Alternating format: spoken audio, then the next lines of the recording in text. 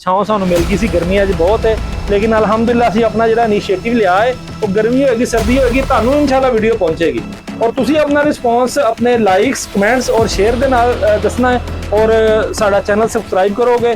कोशिश करांगे कि असीं पंजाब दी सकाफत पंजाब दीयां ਉਹ ਸ਼ਖਸੀਅਤਾਂ ਨਾਲ ਤੁਹਾਨੂੰ ਮਿਲਾਈਏ ਜਿਹੜੀਆਂ ਕਿ ਜਿਨ੍ਹਾਂ ਦਾ ਪਰਸਨਲ ਤਾਰੁਫ ਉਸ ਤਰ੍ਹਾਂ ਦਾ ਨਹੀਂ ਹੈ ਲੇਕਿਨ ਇਨਫਰਾਦੀ ਤੌਰ ਤੇ ਉਹਨਾਂ ਨੂੰ ਤੁਸੀਂ ਸਭ ਲੋਕ ਜਾਣਦੇ। मैं इस गल की वजाहत करता चला कि सफ़र नोच के असीं एक नवा सफ़र शुरू किया है जिंदे विच असीं मुख्तलिफ शख्सियात तो मुराद पंजाबी माँ बोली पंजाबी सकाफत ते पंजाब के बारे सोशल मीडिया ते बह के गल करने वाले जिन्ने भी बंदे ने ठीक है उन्होंने जाके असीं मिलना है। मैं उमरां दी खट्टी सारी तेरे नावे लाईए पुत्रा बस तू किसे दा हक ना खावी यही सिर्फ दुहाई है पुत्रा आकब रोजी रब दे वासे इलम ते इक रुशनाई है पुत्रा ओए जग दी सब तो वड्डी डिग्री बंदे दी बंदियाई है पुत्रा बंदे दी बंदियाई है पुत्रा। अस्सलाम वालेकुम नाज़रीन, मैं हां तुहाडा दोस्त ते भरा मुदस्सर नवाज चद्दड़ ते तुसीं देख रहे हो साडा YouTube चैनल सफर नोश दे वेखण वाले नूं साडी तरफों प्यार भरा सलाम इस उम्मीद नाल कि तुसीं सारे खैरोफियत नाल होवोगे। मैं इस गल दी वजाहत करदा चला कि सफर नोश दे विच असीं एक नवां सफर शुरू कीता है जिंदे विच असीं मुख्तलिफ शख्सियात तो मुराद पंजाबी माँ बोली पंजाबी सकाफत ते पंजाब दे बारे सोशल मीडिया ते बह के गल करने वाले जिन्ने भी बंदे ने ठीक है उन्होंने जाके असीं मिलना है ते साडे इस सफर दा नाम है मेरा पुत्तर पंजाबी क्यों नहीं बोलदा। सिर्फ उन्हां नाल असीं पंजाबी च गल्लां या पंजाबी दीयां पुराणियां किस्से कहानी नहीं सुनियां हैं, एक हल कढना है कि अगली जनरेशन या अगली साडी नस्ल जिहड़ी है पंजाबी क्यों नहीं बोलदी है। उनदे वास्ते अज दा जिहड़ा साडा सफर इन्नी गर्मी दे विच असीं अपने ओ वड्डे वीर ओ भरा ते जिन्ने लोग अज सोशल मीडिया ते बह के गल्लां करदे ने पंजाबी दी सकाफत नूं प्रमोट करन दियां या सोशल मीडिया यूज करके पंजाबी सकाफत प्रमोट करदे ने उन्हां सारिਆਂ ਤੋਂ ਪਹਿਲੇ जिस बंदे ने अपना जिगरा कढ के ते काम शुरू किया है ना अज उसने सानू इज्जत बख्शी है अपना मेहमान बनन दी ठीक है। अज असीं उहनूं मिलन चलने आ ते इंशाअल्लाह इस सफर नूं कायमो दायम रखांगे ते आओ इस सफर नूं कंटिन्यू करने ते अगे जाके उहनां नाल मिलने आ।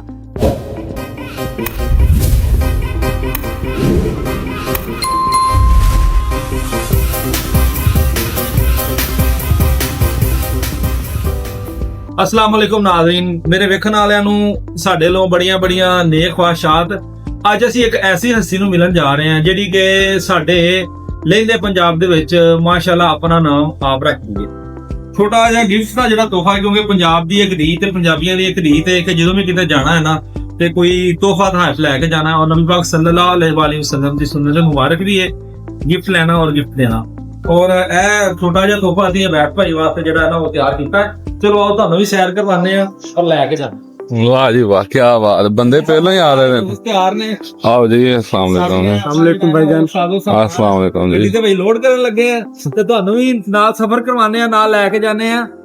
ਚੈਨਲ ਲਾਈਕ ਕਰ ਲਓ, ਸਬਸਕ੍ਰਾਈਬ ਕਰ ਲਓ, ਸ਼ੇਅਰ ਕਰ ਲਿਓ, ਪਿੱਛੇ ਨਾ ਰਹਿ ਜਿਓ ਜੇ। ਅੱਜ ਬਹੁਤ ਹੀ ਮਜ਼ੇਦਾਰ ਵੀਡੀਓ ਤੁਹਾਨੂੰ ਵਿਖਾਉਣ ਜਾ ਰਹੇ ਆ, ਸਾਡੇ ਨਾਲ ਸਫ਼ਰ ਕਰੋ।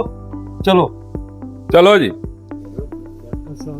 ਇਹੀ ਪਤਾ ਹੈ ਤੁਹਾਡੇ ਬੰਦੇ ਜੁੜਨ ਲੱਗ ਬੰਦੇ ਕਿਰਪਾ ਜੀ ਵੱਡੇ ਵਾਹਿਗੁਰੂ ਦੀ। ਆਹ ਬਹੁਤ चलिए जी। ਸਮਾਨ ਹੋਰ ਤੇ ਨਹੀਂ ਕੋਈ ਲੈਣ ਵਾਲਾ ਹੈ। समान मेरा तो नहीं ख्याल है। ਮੇਰੇ ਖਿਆਲ 'ਚ ਤੇ ਤਿਆਰੀ ਹੋ ਕੇ ਮੁਦੱਸਰ ਭਾਈ ਤੇ ਅੱਜ ਦਾ ਸਫ਼ਰ ਅੱਲਾਹ ਪਾਕ ਦੇ ਪਾਕ ਨਾਮ ਤੋਂ ਸ਼ੁਰੂ ਕਰਨੇ ਆ ਤੇ ਕੋਸ਼ਿਸ਼ ਕਰਦੇ ਆ ਕਿ ਸਾਡੇ ਦੋਸਤ ਜਿਹੜੇ ਨੇ ਸਾਡੇ ਨਾਲ ਸਫ਼ਰ ਕਰਨ ਤੇ बाकी गल्लां सफर च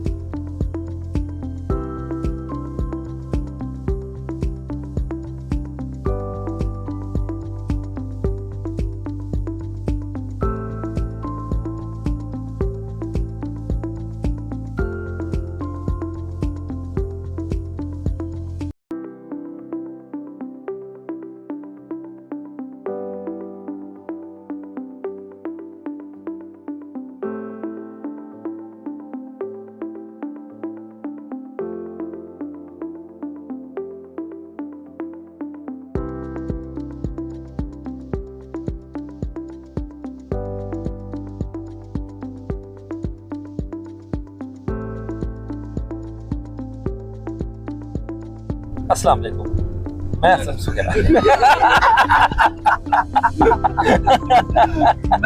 बहुत सारे लोग जानते होंगे। ਦੋਸਤੋ ਮਿੱਤਰੋ ਤੁਹਾਨੂੰ ਅੱਜ ਦਾ ਸਫ਼ਰ ਅਸੀਂ ਸਿਆਲਕੋਟ ਬਰਾਸਤਾ ਮੋਟਰਵੇ ਸ਼ਹੂਰਾ ਦਾ ਸਾਰੇ ਸੰਗੀ ਸਾਥੀ ਲੈ ਕੇ ਜਾ ਰਹੇ ਆ। ਜਨਾਬ ਮੁਦੱਸਰ ਨਵਾਜ਼ ਚੱਦੜ ਸਾਹਿਬ ਸਾਡੇ ਮੁੱਖ ਖਿਲਾੜੀ ਨੇ ਤੇ ਡਰਾਈਵਿੰਗ ਦੀ ਫਰਜ਼ ਸਰ ਅੰਜਾਮ ਦੇ ਰਹੇ ਨੇ। ਅੱਜ ਉਸ ਦੇ ਨਾਲ ਰਿਜ਼ਵਾਨ ਜ਼ਫਰ ਕੰਬੋਜ ਸਾਹਿਬ, ਬਲਕਿ ਇੰਜੀਨੀਅਰ ਰਿਜ਼ਵਾਨ ਜ਼ਫਰ ਕੰਬੋਜ ਸਾਹਿਬ ਵੀ ਅੱਜ ਸਾਡੇ ਸਾਥੀ ਬਣੇ ਨੇ। ਅਸੀਂ ਉਹਨਾਂ ਨੂੰ ਵੀ ਖੁਸ਼ ਆਮਦੀਦ ਕਹਿੰਦੇ ਆ।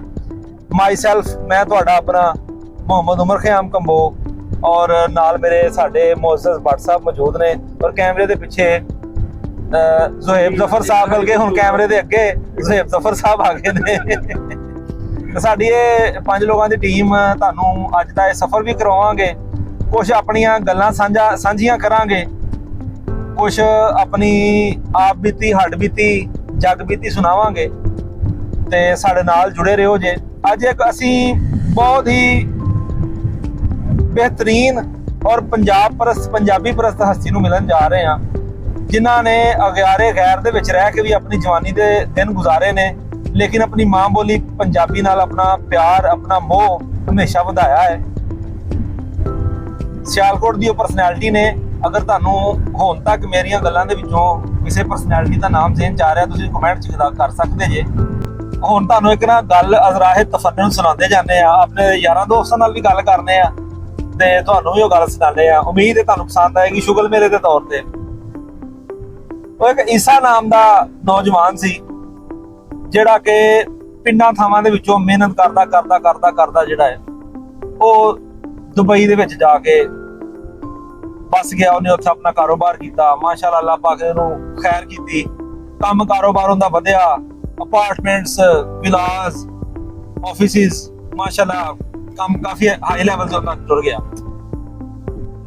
ਉਸਨੇ ਇੰਜ ਕੀਤਾ ਕਿ ਆਪਣੇ ਡਰਾਈਵਰ ਨੂੰ ਜਿਹੜਾ ਹੈ ਨਾ ਉਹ ਕਿਹਾ ਕਿ ਵਾਲਿदैन ਦਾ ਜਿਹੜਾ ਹੈ ਨਾ ਉਹ ਵੀਜ਼ੇ ਦਾ ਬੰਦੋਬਸਤ ਕਰ, ਆਪਣੇ ਸਿਸਟਰ ਨੂੰ ਜਾਂ ਜਿਸ ਨੂੰ ਹੀ ਕਿਹਾ ਵੀਜ਼ੇ ਦਾ ਬੰਦੋਬਸਤ ਕਰ, ਮੈਂ ਆਪਣੇ ਵਾਲਿदैन ਨੂੰ ਇੱਥੇ ਬੁਲਾ ਕੇ ਨਾ ਤੇ ਉਹਨਾਂ ਨੂੰ ਸੈਰ ਸਪਾਟਾ ਕਰਵਾਉਣਾ ਚਾਹਨਾ। ਮਸਰੂਫੀਅਤ ਬਾਇਸ ਮੈਂ ਨਹੀਂ ਖੁਦ ਨਹੀਂ ਟਾਈਮ ਦੇ ਸਕਦਾ, ਲੇਕਿਨ ਉਹਨੇ ਘਰ ਫੋਨ ਕੀਤਾ ਕਿ ਇਸ ਤਰ੍ਹਾਂ ਚੀਜ਼ਾਂ ਜਿਹੜੀਆਂ ਨੇ ਨਾ ਉਹ ਖੈਰ ਵਾਲਿदैन ਟਾਈਮ ਇੰਜ ਦਾ ਆਇਆ ਕਿ ਵਾਲਿदैन ਨਾ ਇਨ ਦਾ ਐਂਡ ਆਖਰ ਦੇ ਵਿੱਚ ਉੱਥੇ ਪਹੁੰਚ ਗਏ।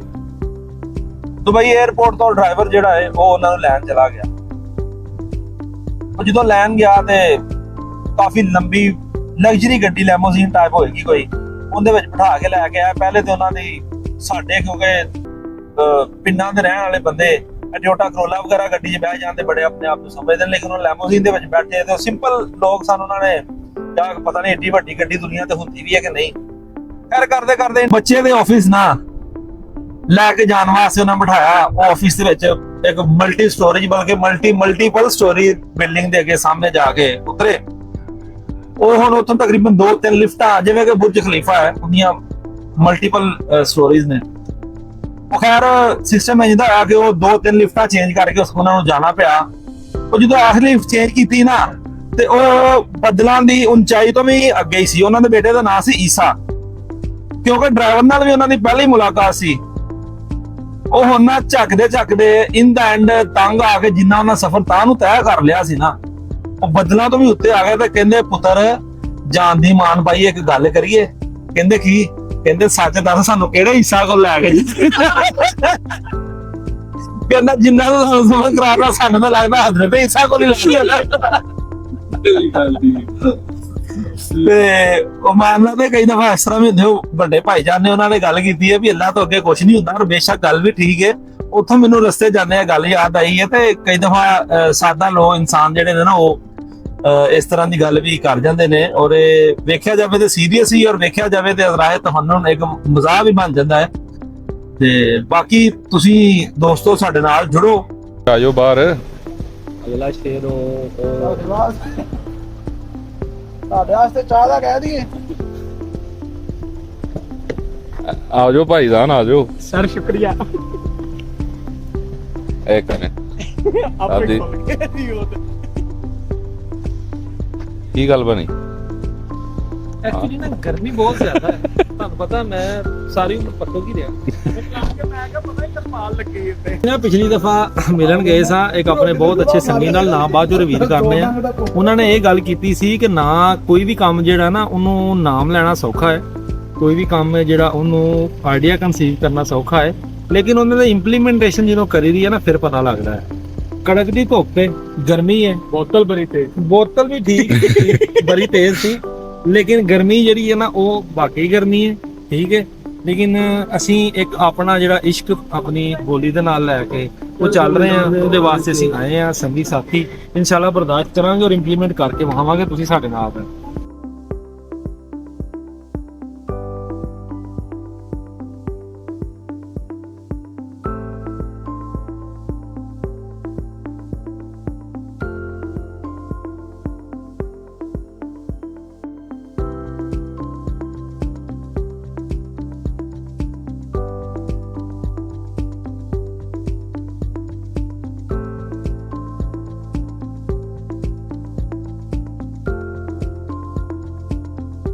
ਹਾਂਜੀ ਦੋਸਤੋ, ਮੇਰੇ ਸਾਹਮਣੇ ਤੁਹਾਨੂੰ ਨਜ਼ਰ ਆ ਰਿਹਾ ਹੋਏਗਾ ਸਿਆਲਕੋਟ ਮੋਟਰਵੇ ਤੋਂ ਅਸੀਂ ਆਫ ਕਰਨਾ ਹੈ।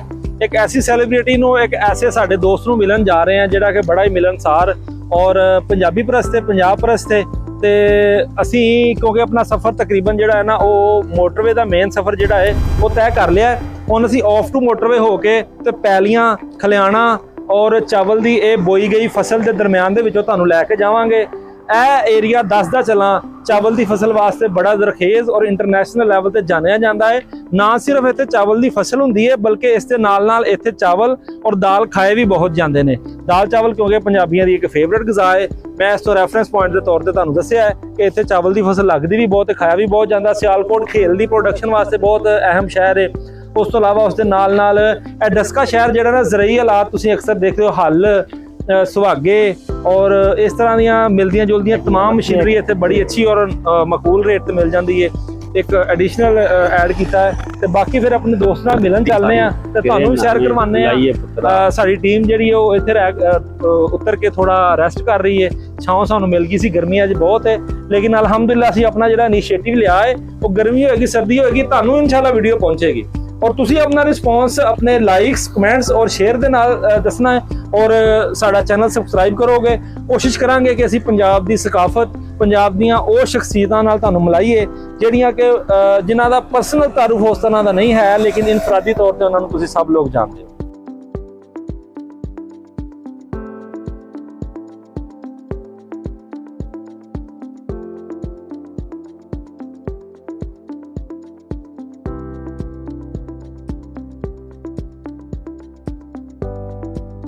ਅਸੀਂ ਆਪਣੀ ਮੰਜ਼ਿਲ ਤੇ ਪਹੁੰਚ ਗਏ ਹਾਂ।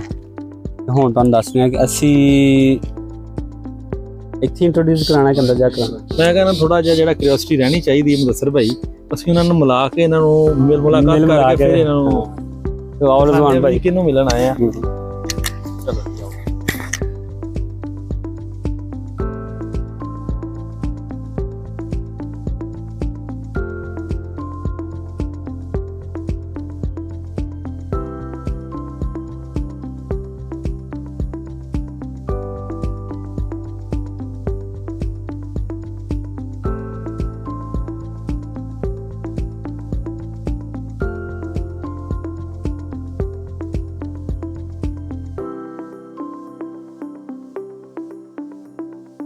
बड़े बड़े लगे अस्सलाम सारे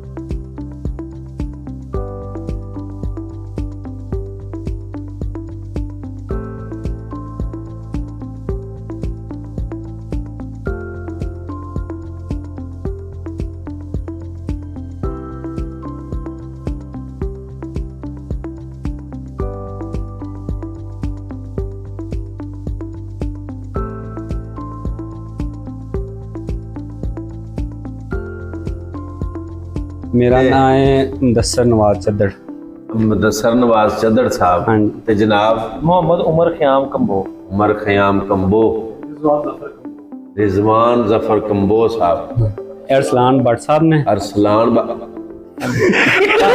ਭਲੇਖਾ ਤੁਹਾਡਾ ਬਣਦਾ ਕਾਲਾ ਬੱਟ ਤੇ ਲਾਲ ਦਵਾਨਾ ਤੁਹਾਨੂੰ ਪਤਾ ਹੈ ਯਾਰ ਭਾਈ ਵੈਦ ਮੁਕੱਦਰ ਵਾਲਿਆਂ ਨੂੰ ਠੀਕ ਹੈ ਮੈਂ ਮੁਤਮਿਨ ਹੈ ਤਾਂ ਤੁਸੀਂ ਮੇਰਾ ਨਾਮ ਭਲੇਖ ਕਿੰਨੇ ਭਰਾ ਕਿੰਨੇ ਭਾਈ ਬੱਟ ਜੇ ਇੱਧਰ ਨਹੀਂ ਹੋ ਸਕਦਾ ਅਸੀਂ ਜਿੱਥੇ ਵੀ ਚਲੋ ਜਾਈਏ ਠੀਕ ਹੈ ਜਿਹੜੀ ਰੱਬ ਨੇ ਵੰਡ ਕਰ ਦਿੱਤੀ ਅਸੀਂ ਕੌਣ ਹੁੰਦੇ ਆ ਠੀਕ ਹੈ ਵੀ ਅਸੀਂ ਮੁੱਲ ਬੱਟ ਸਾਹਿਬ ਬਾਤ ਦੱਸਿਆ ਸੀ ਤੁਹਾਡਾ ਦਿਲ ਲੱਗੀ ਜੇ ਰਾਗ ਰਹੇ ਤੇ ਇਹ ਤੁਹਾਡਾ ਜੀ ਧੰਨਵਾਦ ਲੱਖ ਵਾਰੀ ਸ਼ੁਕਰੀਆ ਤੁਹਾਡਾ ਸ਼ੁਕਰੀਆ ਜੀ। ਬਿਸਮਿਲ੍ਲਾ